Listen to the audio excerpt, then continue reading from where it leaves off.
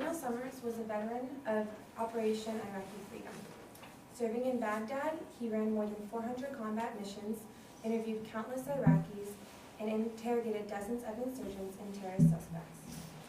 Daniel suffered from post-traumatic stress syndrome disorder, as well as a traumatic brain injury. Daniel died on June 10, 2013, at the age of 30. The following is an excerpt from the letter he left his family before taking his own life. My body has become nothing but a cage, a source of pain and constant problems. The illness I have has caused me pain, but not even the strongest medications can dull, and there is no cure. I cannot laugh or cry. I can barely leave the house. I derive no pleasure from any activity. Everything simply comes down to passing the time until I can sleep again. Now to sleep forever seems to be the most merciful thing.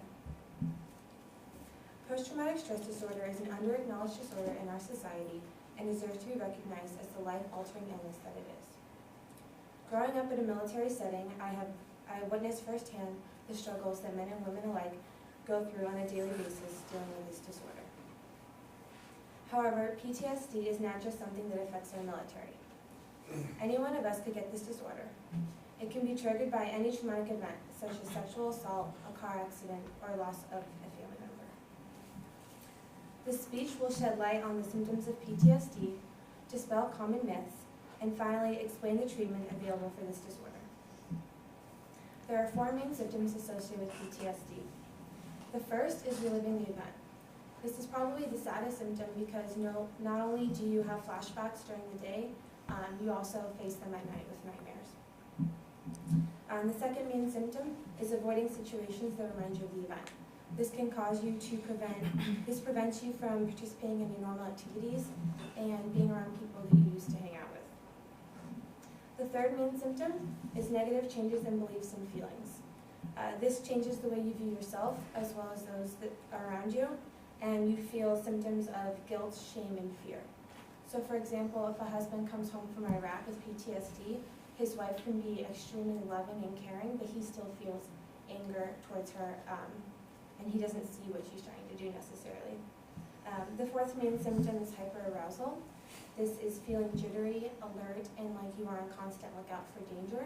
So even if you're going out to a restaurant, you're still constantly looking around for a source of danger. Now moving into dispelling some common myths. The first myth is that this affects only people in the military. As I talked about earlier, this is untrue, and this can happen to anybody who undergoes a traumatic event. The second myth is one seen more commonly in the military, and that is that PTSD is a sign of weakness. This is a very sad myth because it prevents people from getting the help that they need. The third myth is that PTSD is not treatable. This is probably the biggest myth of all, which leads me to my final point, which is treatment. Treatment, it has 2 components, psychotherapy and medication. The 2 types of therapy are cognitive therapy and exposure therapy. Cognitive therapy involves talking, and it helps the patient to realize that the way they are thinking is what's keeping them stuck, and that your perceptions of normal situations are actually negative and incorrect. Exposure therapy involves helping you face what is frightening to you. So if your event happened in a movie theater, it would require you going back to the movie theater and learning to cope with being there. Now, as far as medication, antidepressants are the most widely used. These help with anxiety, depression, sleep problems, and trouble concentrating. It is a combination of psychotherapy and medication that proves to be most effective.